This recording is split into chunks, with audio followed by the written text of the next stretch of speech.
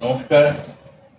এমনিতে কথায় বলে এক ঢিলে দুই পাখি মারা, কিন্তু গতকাল প্রায় সন্ধ্যে থেকে বা একটু লেট ইভিনিং যাকে বলে সেই সময় থেকে গোটা দেশ জুড়ে প্রায় সমস্ত মানুষের চোখ যেভাবে সমাজ মাধ্যমে বা আহ, ছোট পর্দায় বলতে পারেন একেবারে গেঁথে ছিল, এবং প্রতি মুহূর্তে যেভাবে একটা ঘটনার ঘনঘটা তার থেকে প্রায় কেউ চোখ সরাতেই পারছিল না। এই যে ঘটনা, সেই ঘটনার মধ্যে যেটা ঘটলো তাতে কিন্তু এক ঢিলে এক পাখি নয়, এক ঢিলে একাধিক পাখি, এক ঢিলে দুই পাখি নয়, সরি, এক ঢিলে একাধিক পাখি মারা গেলার মতো অবস্থা হয়েছে। এক তো যেমন পুরো ঘটনাটা যে ঘটনাকে কেন্দ্র করে হয়েছে, পহেলগামে পাকিস্তানের সন্ত্রাসবাদী হানা, জঙ্গি হানা, তার থেকে ভারতের অপারেশন সিন্দুর, এবং সেইটাকেও ছাড়িয়ে গতকাল যেভাবে হয়ে গেল কন্টিনিউয়াস প্রত্যাঘাত, সেটার ফলে যারা প্রধান এক্ষেত্রে বিপক্ষে ছিল যদি ধরা হয় সেই পাকিস্তান, তারা যেমন একেবারে পর্যুদস্ত বলা যেতে পারে, পর্যুদস্ত বোধহয় কম অবস্থা, যেরকম খবর আসছিল বা এখনো আসছে যে তাদের সেনাপ্রধান নিজেদের সেনার হাতেই বোধহয় ধরা পড়েছেন বা পালিয়ে গেছেন বা কোথাও কেউ হদিস জানে না, প্রধানমন্ত্রী নাকি বাংকারে লুকিয়েছেন বা দেশ ছেড়েছেন। মানে আপনি লক্ষ্য করে দেখবেন সাধারণত এই ধরনের পরিস্থিতিতে যেরকম দুপক্ষেরই একটা বয়ান পাওয়া যায়, দুপক্ষ থেকেই সরকারিভাবে একটা কিছু জানানো হয়, পাকিস্তানের দিক থেকে কিন্তু কোনো রকমের কেউ বলার মতো বোধহয় কেউ নেই। কাজে একটা সম্পূর্ণ দিশেহারা বা যেটাকে বলে গোয়িং হেভেয়ার, সেই রকম একটা অবস্থা, বলার কেউ নেই। অর্থাৎ পাকিস্তান এক কথায় বলতে গেলে সম্পূর্ণ পর্যুদস্ত, অন্তত অ্যাজ অফ নাও। কিন্তু এর সঙ্গে যেটা চোখ রাখার, যে পাকিস্তানের সঙ্গে ভারতবর্ষ যেটা ঘটালো, তার কিন্তু ওই পাকিস্তান যদি একটা পাখি হয়, তার পেছনে অনেকগুলো পাখি আছে যাদের প্রতিও একটা মেসেজ গেল, এবং একটা অ্যাকশনেই কিন্তু আর একটা প্রতিবেশী রাষ্ট্র আমাদের বাংলাদেশ, আমি বাংলাদেশের বর্তমান যারা চালাচ্ছে শাসকে তাদের কথা বলছি, বাংলাদেশ হিসেবে বলছি না, তাদের সঙ্গে আমাদের অত্যন্ত সুসম্পর্ক ছিল কিছুদিন আগে পর্যন্ত। কিন্তু নতুন যে একটা সমন্বয়ক কমিটি বলুন, উপদেষ্টা মন্ডলী বলুন, এই যে যারা দেশ চালাচ্ছে এবং ক্রমাগত একটা ভারত বিরোধী, যাকে বলা যেতে পারে ভার্বাল অ্যাটাক চালিয়ে যাচ্ছে, সেইটা তাদের জন্য কিন্তু মানে একটা সাংঘাতিক বার্তা বলুন বা অন্তত কিছুদিনের জন্য তো তাদের মুখ বন্ধ করার একটা পরিস্থিতি তৈরি হয়েছেই। বিশেষ করে বাংলাদেশের যে সেকশনটা মানে এমন, যেগুলো প্রায় হাস্যকর পর্যায়ে চলে যায়, যে চা বিস্কুট খেতে খেতে কলকাতায় ঢুকে কলকাতা দখল নিয়ে নেবে বা ভারতবর্ষের অন্যান্য শহর দখল নেবে, এই ধরনের একটা জায়গায় চলে গিয়েছিল। মানে আত্মবিশ্বাস থেকে সেই আত্মবিশ্বাসটা এটা এমন লেভেলে ওদের চলে গিয়েছিল যে ওভার কনফিডেন্সের পর্যায়ে, যেটা তাদের পেছনে মুখ্য মদতদাতা পাকিস্তানি ছিল, সেই পাকিস্তান যখন পর্যুদস্ত, তাতে বাংলাদেশের যে গ্রুপটা এই একটা ভারত বিরোধী প্রচার চালাচ্ছিল, তাদের জন্য কিন্তু একটা ভীষণ শক্তিশালী মেসেজ যাবে। অর্থাৎ এক ঢিলে দু পাখি মারার প্রথম পাখিটা যদি পাকিস্তান হয়, দ্বিতীয়টা ডেফিনেটলি সুনিশ্চিতভাবেই বাংলাদেশ। তাদের জন্য তারা অন্তত কিছু বলার আগে, ভারত বিরোধী মন্তব্য করা বা অ্যাকশনের আগে 10 বার কেন 1000 বার ভাববে। আহ, এইসব কথা বলতে গিয়ে বারে বারে যেটা বলতে হয়, যুদ্ধ কখনোই কাম্য নয়। এই যে আক্রমণের রাস্তা, আগ্রাসনের রাস্তা, এই হিংসা, এটা কখনোই কাম্য নয়। শান্তির পথেই সমস্ত সমস্যার সমাধান খোঁজা উচিত। কিন্তু কখনো কখনো প্রত্যাঘাত যখন জরুরি হয়ে পড়ে, তাছাড়া উপায় থাকে না, সেইগুলোর মধ্যে দিয়ে অনেকগুলো বার্তা যায়। যেমন একটা খুব উল্লেখযোগ্য জিনিস বলতেই হয় এক্ষেত্রে, যে যেভাবে যাদেরকে মধ্যে মধ্যে কোট আনকোট যুদ্ধবাজ বলে চিহ্নিত করা হয়, যাদের মধ্যে হয়তো মিডিয়ার বা এগেন কোট আনকোট বডি মিডিয়ার একটা অংশ ছিল, যারা বেশি সোচ্চারে চিৎকার করে একটা নিজেদের দিক থেকে একটা রণদামামা বাজানোর মতো পরিস্থিতি তৈরি করে আসছিল, তাদের সঙ্গে কিন্তু সরকারের সরকারিভাবে যে ভূমিকা এই পুরো অধ্যায়, সেটা কিন্তু খুব একেবারে দৃশ্যত বলা যেতে পারে অন্যরকম। যেরকম মনে করা হচ্ছিল একটা বিরাট ঢাকনিয়া, বিরাট ঢাকঢোল পেটানো হবে, এই যে এটাকে সামরিক সাফল্য বলুন বা অন্য কিছুটা কূটনৈতিক সাফল্য বলুন, আপনি যদি দেখেন যে আমাদের পররাষ্ট্র সচিবের যে মন্তব্য, যেভাবে তিনি প্রেস কনফারেন্স করছেন, যেভাবে পুরো ঘটনা হ্যান্ডেল করছেন, সেখানে কিন্তু একটা অত্যন্ত পরিশীলিত, পরিমার্জিত এবং একটা ওই যেটা আমি বারবার লিমিটেড এই শব্দটা ইউজ করছেন, মানে যখনই উনি কথা বলছেন দেখবেন এটা ভীষণভাবে ওই ব্যাপারগুলো থাকছে একটা সীমার মধ্যে থেকে, কখনোই কিন্তু এই হুঙ্কার, যুদ্ধ চাই আর নয় এরকমের ভাষার ব্যবহারের একদমই নেই।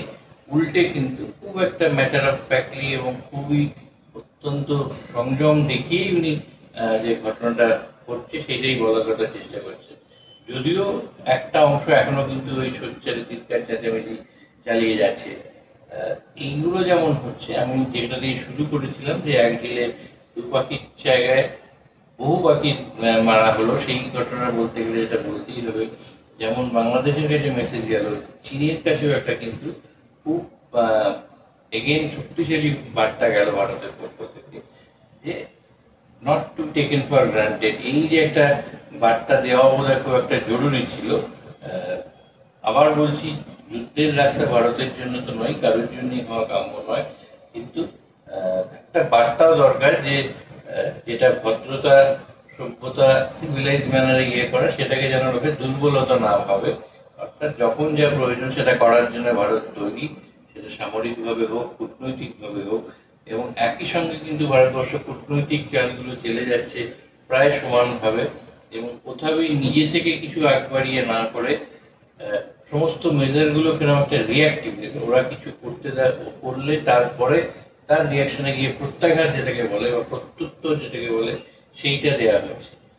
আর একটা খুব লক্ষণীয় ব্যাপার যে এই সময় কিন্তু সমস্ত রাজনৈতিক বিভেদ ভুলে সমস্ত দল ভারতবর্ষে, আমাদের সরকার যেটা রানিং গভর্নমেন্ট যাকে বলে, কারেন্ট গভর্নমেন্ট সরকার, তাদের পেছনে দাঁড়িয়েছে। অর্থাৎ একটা গোটা দেশ হিসেবে যেন ইন্ডিয়ান আর্মির পেছনে দাঁড়িয়ে, এটা কৃতিত্ব কোনো রাজনৈতিকভাবে নেওয়ার নয়, এটা সামগ্রিকভাবে দেখতে গেলে ইন্ডিয়ান আর্মি, ভারতীয় যেটা সেনাবাহিনী, তাদের একটা ভীষণ ভালো পদক্ষেপ এবং তাদের যেভাবে পুরো ব্যাপারটা তারা এখনো পর্যন্ত হ্যান্ডেল করে চলেছেন সেইটারই কৃতিত্ব।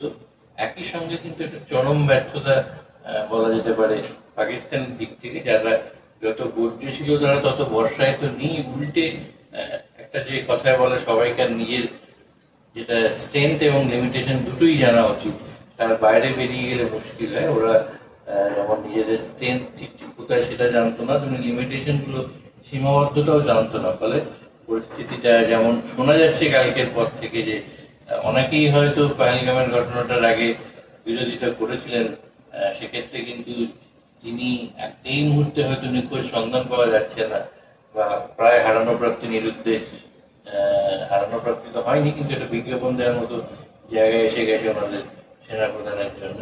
তো তিনি নাকি এক প্রকার হয়ে এটা করতে চেয়েছিলেন এবং এই পহেলগামের যে হানার ঘটনাটা ঘটেছে সেটার পেছনে একরোখা একটা ভূমিকা নিয়েছিলেন, যার জন্য এখন ওই সেনাবাহিনীর মধ্যে থেকেই একটা কু তৈরি বা ওনার বিরোধিতা করা, ওনাকে ঘেরাটোপে নিয়ে আসে, এইরকম যেটুকু শোনা যাচ্ছে বা স্পেকুলেশন হচ্ছে। এক্ষেত্রে কিন্তু এটাও মনে রাখতে হবে যে পাকিস্তানের যেটা হিস্টোরিক্যালি দেখা যায়, ওদের এই ধরনের অসংখ্য একটা নাটক তৈরি করা, নাটকীয় দৃশ্য তৈরি করা হয়, সেটাকে অন্য একটা প্ল্যান থেকে টেনে এরকম একটা পরিস্থিতি তৈরি সৃষ্টি হয়, যাতে আন্তর্জাতিক স্তরে যখন কোনো এই পুরো পরিস্থিতিটা নিয়ে মামলা হোক, বিচার হোক, সেখানে তাকে একটা বাঁচিয়ে নিয়ে আসার সুকৌশল আর কি।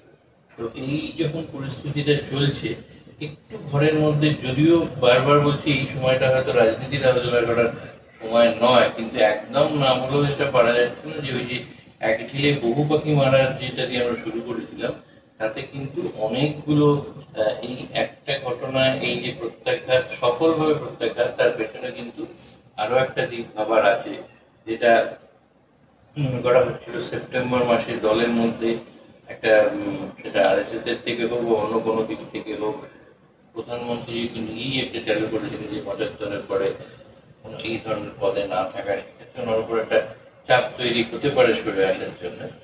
সেইগুলো কিন্তু এখন একেবারে এক ধাপে বা এক লহমায় বলা যেতে পারে ওই সম্ভাবনা, ওই আশঙ্কাগুলো চলে গেল। কারণ এখন আর ওনার অন্তত রাজনৈতিক নেতৃত্ব বা স্টেটসম্যানশিপ যাকে বলে সেইটাকে চ্যালেঞ্জ করে দেওয়ার মতো জায়গাটা এই মুহূর্তে থাকলো না। এটা আপনারা এই মুহূর্তে যদিও এইসব আলোচনা করা হয়, তো অনেকে বলবেন এখন একটা অন্য পরিস্থিতি, এই নিয়ে আলোচনা করা উচিত নয়, তবুও কিন্তু এগুলো মাথায় রাখতে হবে। এইসব পরিস্থিতিও একই সঙ্গে সাইমালটেনিয়াসলি ডেভেলপ করছে। অর্থাৎ শুধু যদি বলা যায় এই ঘটনাটা থেকে কি কি পরিস্থিতি আরো উদ্ভূত হতে চলেছে, তার মধ্যে এই ঘটনাটা নিশ্চয়ই আসবে। মনে রাখতে হবে রাষ্ট্রের যিনি রাষ্ট্রপ্রধান কে থাকছেন, কিভাবে থাকছেন, তার তাই অনেকখানি নির্ভর করে তার উপরে যে দেশ পরবর্তী কোন দিকে যাবে। তা সামরিক প্রগতি হোক, অর্থনৈতিক প্রগতি হোক, সামাজিক প্রগতি হোক, সব মিলিয়ে সেটি এগুলো কিন্তু ভুলে যাওয়ার সময় নয়।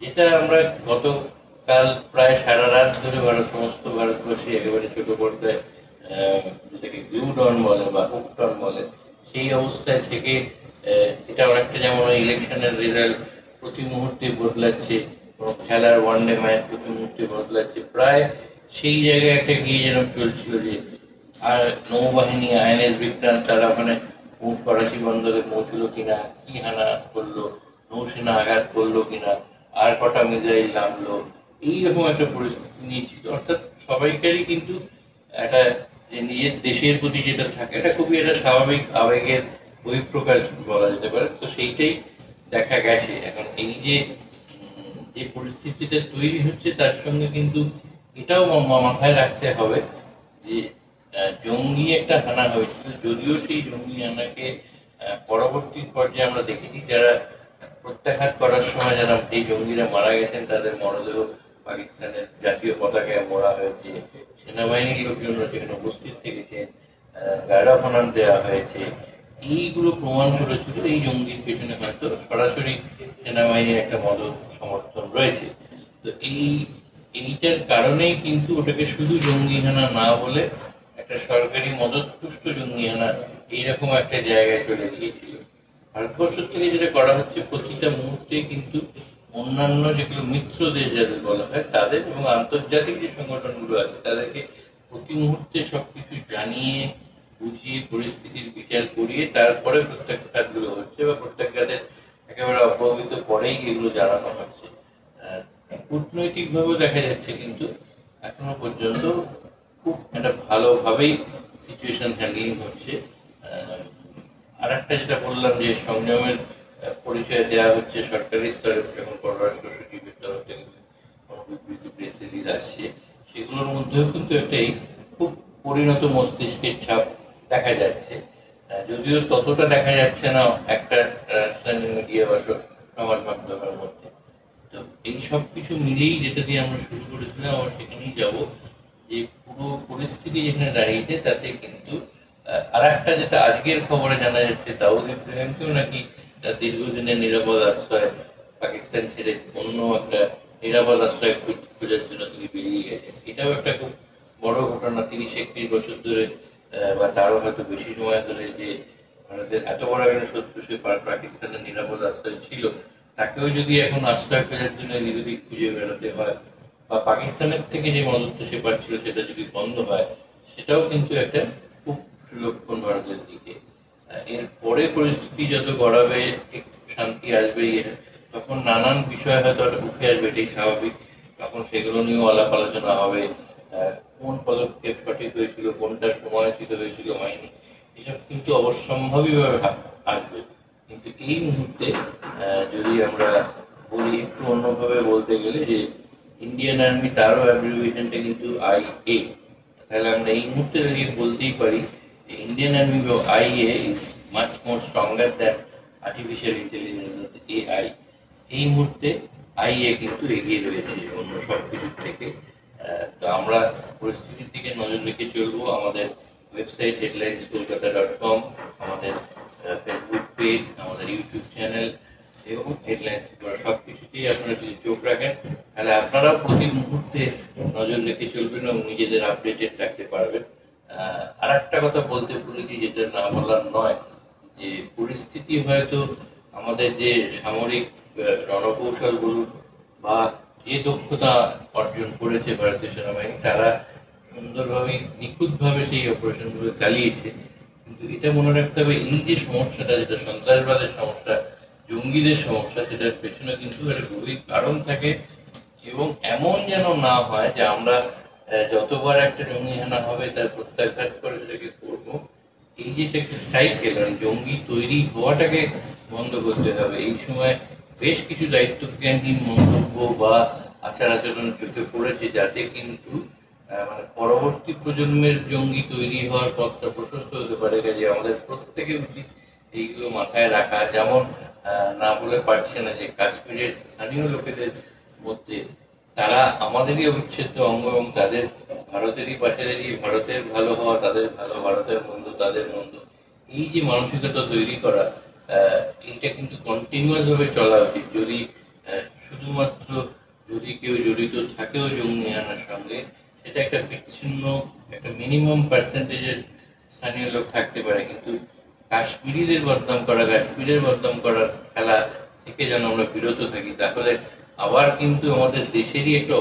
অবিচ্ছেদ্য অঙ্গের বেশ সংখ্যক লোক তারা আমাদের পুরো মেইন স্ট্রিম যে প্রসেস তার থেকে বিচ্ছিন্ন হতে থাকবে, এবং এদের মধ্যে থেকে কিন্তু আবার তৈরি হয় পরবর্তী প্রজন্মের জঙ্গিরা। এইসব বা অন্যান্য যে কোনো রাজ্য, অন্যান্য যে কোনো অঙ্গরাজ্য যেখানে বলা যায়, তার সেখানেও যদি ধর্মের ভিত্তিতে, জাতপাতের ভিত্তিতে এই যে বিভেদ তৈরির চেষ্টা, সেই বিভেদগুলো কিন্তু পরবর্তী প্রজন্মের জঙ্গিদের তৈরি করতে থাকে। এটা আমাদের মাথায় রাখতে হবে। আমাদের যেটা দরকার সেটা একটা স্থায়ী সমাধান, লং টার্ম সলিউশন।